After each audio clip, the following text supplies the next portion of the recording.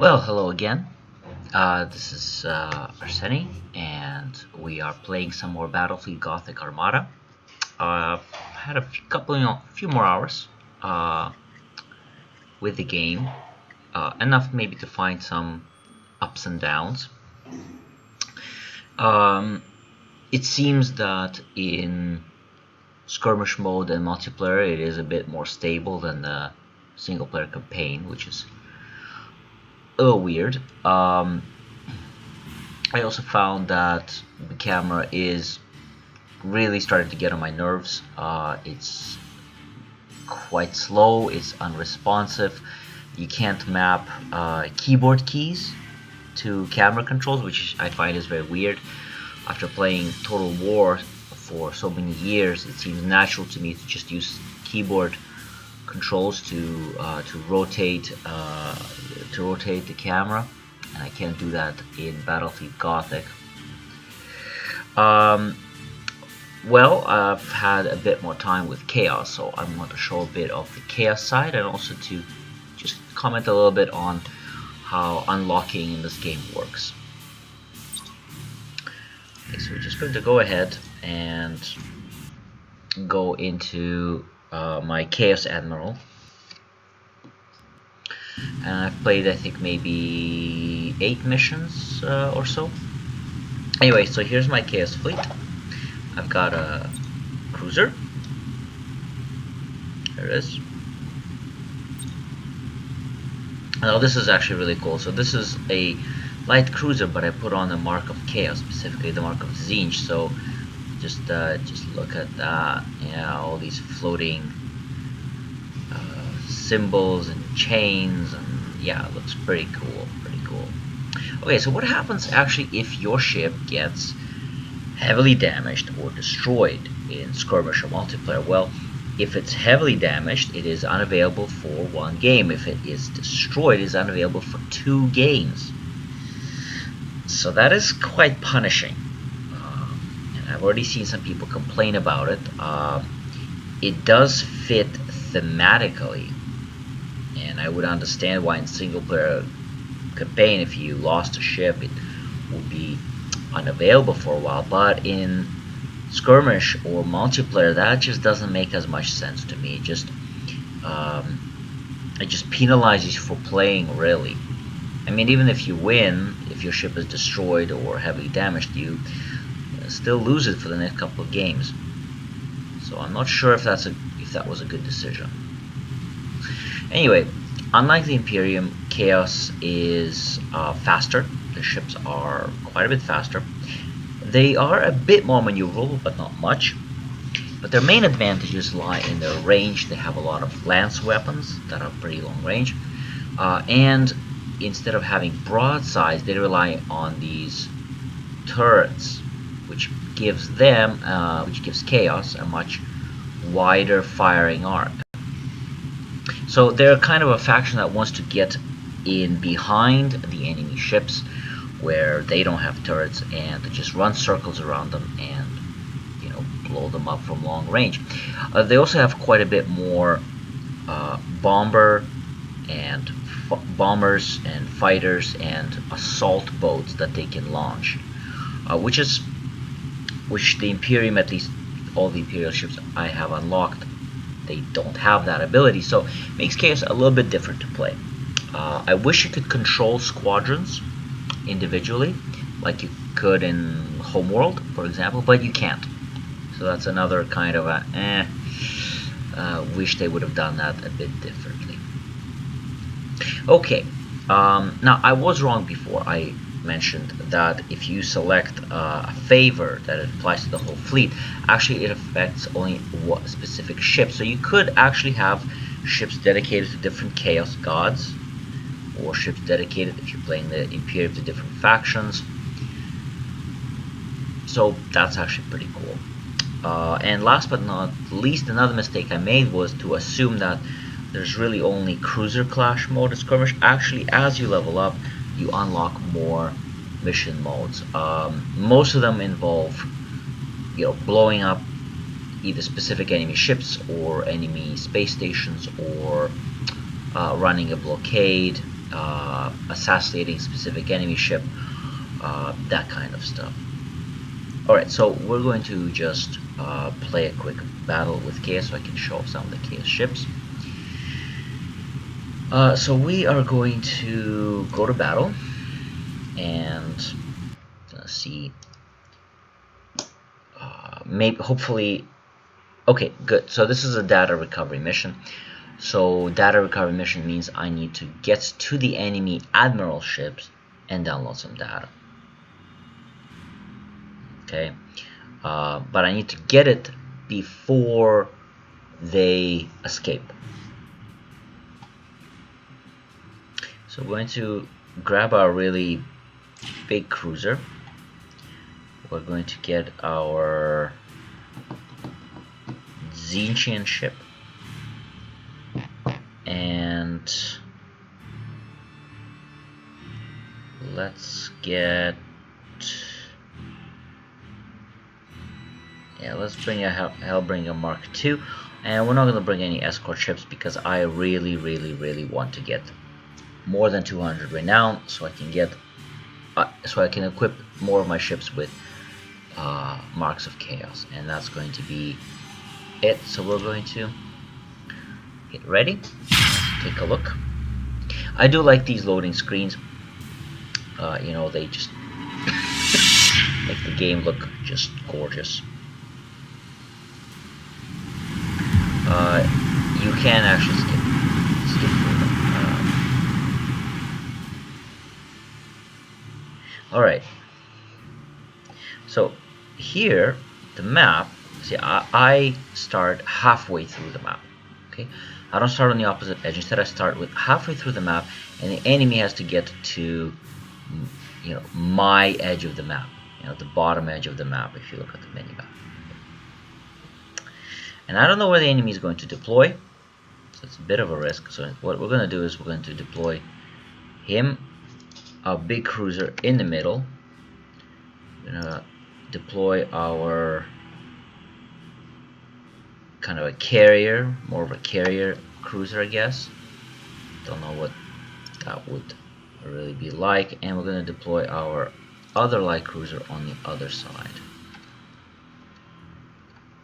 Okay, so that's going to be third group.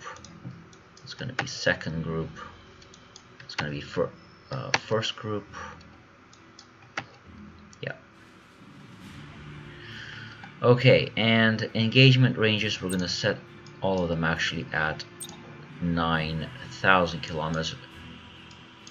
I could even set it at 12,000, but we are, don't think. Okay, actually this one we are going to leave at 12,000. And this one we're going to leave at, let's leave it at 9,000, yeah. And this one, I think this is a ship that is fairly comfortable at a 9,000 range. Okay. We have sighted an enemy ship. Okay, so we got the enemy ship. Now we need to, there's the ship that's carrying the data, right? For the dark gods. So we're going to be intercepting it. We're going to concentrate everything we can on that ship.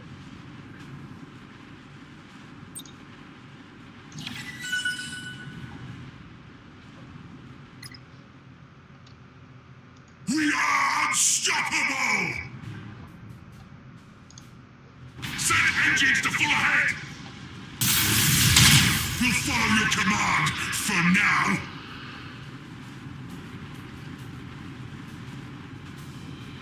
Setting course. Your orders. Engines hot. Okay, so we are also fighting chaos. Just show us something to kill. Locking weapons.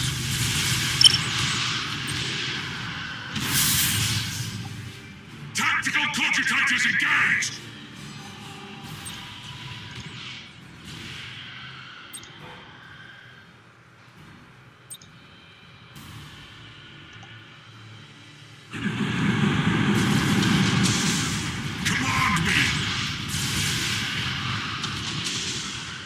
Just show us something to kill. Locking weapons! Command me!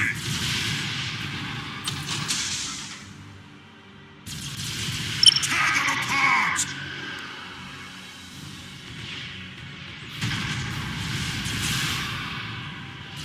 Ready eternally! So, kind of chaos versus chaos, we're going to be doing a lot of dancing around. For the dark gods! Oh, Setting course! I am in an asteroid field. I might want to get out Cruising of there. speed set! Repair my ship!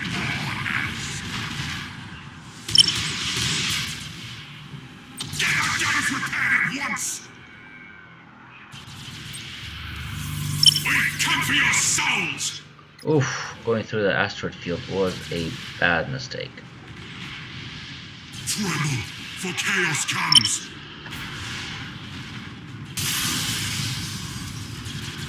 Cruising speed set! Moving to those coordinates! Ready eternally!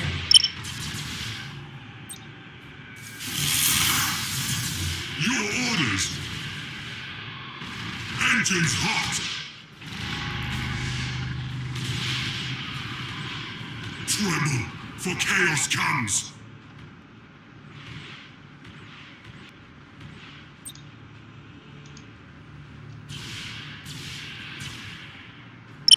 Wreck them in mind and body! Alright, so we're gonna try and chase down this data ship there. I think he made a mistake. Or maybe not. Maybe I actually lost this one. Did he actually manage to warp out? Ah, he managed to warp out. So I guess that's one way you can escape. So that's the Chaos mission. Oh, sorry, Chaos Fleet. I've played a few multiplayer games, and it seems to me like the Imperium, the Imperial Navy, is a bit more powerful than Chaos. Basically, with the Chaos, you kind of have to kite the enemy around, but it is not that difficult to for the Imperial Navy to really close in with the Chaos fleet and engage them at short range, which does put Chaos at a bit of a disadvantage. But let's go ahead and maybe assign some points, take a look at some of the Chaos upgrades.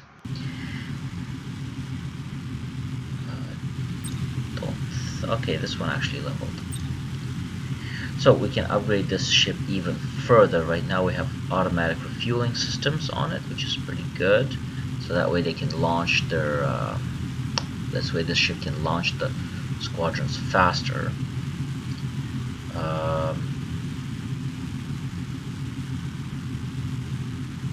And this ship is not as long range as some of the others, so I'm going to improve its deck. And it also has a better crew now, so let's take a look. So you can upgrade slaves, which reduces the cooldown, squadrons, which improves the to-hit chance of the fighter and bomber squadrons, I think. Cultists for better boarding and to resist boarding. Master gunners, which improve the critical chance of lances and macro weapons, which for this ship is not as critical really. Heretic, which improves the emergency repairs. Dark Navigator, which is not that useful. Maybe it might be more useful in a single player campaign. We'll see when that comes out. And Demonic Influence, just like the Commissar, it means that your ship is less likely to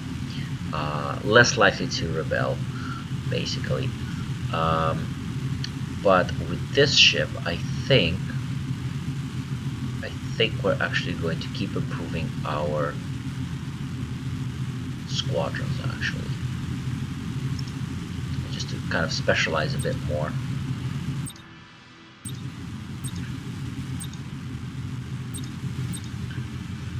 Okay, and I would like to actually show multiplayer, but unfortunately my internet is not working at the moment. At the moment I'm making this video, that is, so I can't show it, unfortunately. Let's just quickly take a look at the Imperial, because I've also put in more time with the Imperial Navy Admiral. So I just want to show a few more things here. Like I said, the Imperial Navy is much more shorter ranged, tougher, definitely.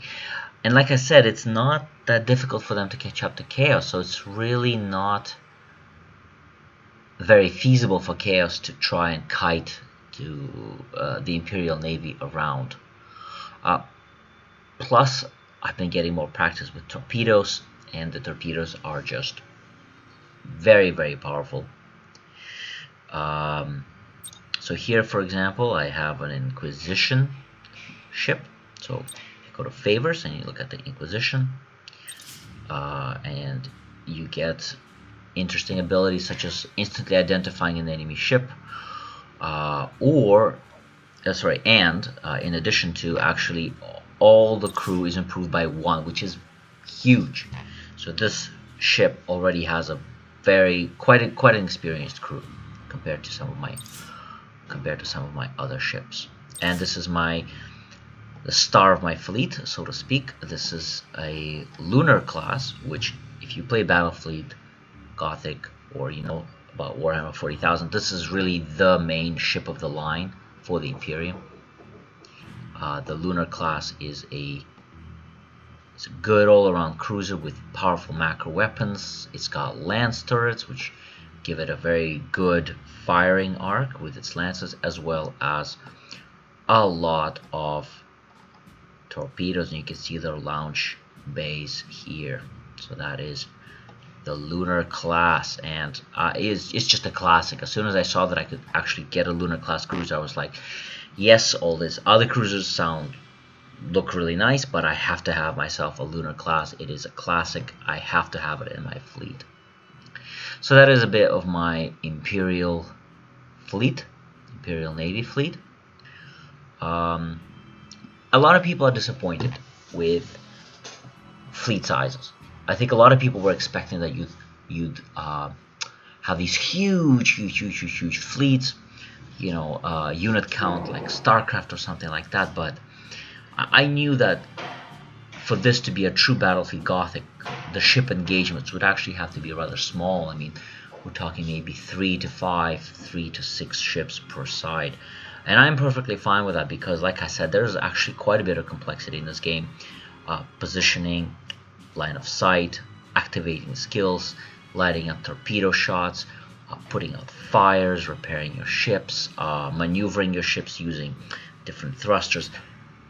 And I think that by focusing on a smaller squadron of ships, plus the feature where you can drastically slow down time, Battlefleet Gothic successfully simulates that feeling of complexity and maneuvering, importance of maneuvering that existed in a tabletop version, and of course existed in, you know, like 18th, 19th century wooden ship combat, on which Battlefleet Gothic was largely modeled. So far I'm very pleased with how well the developer team stuck to the source material and translated it to video game form. But there are some technical issues and UI issues that are still giving me some cause for concern. So anyway, this is just continuing with my impressions of Battlefleet Gothic, plus a bit of a Chaos Fleet footage. If you like this video, please like and subscribe.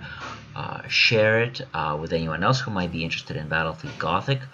And I hope to see you in my next video.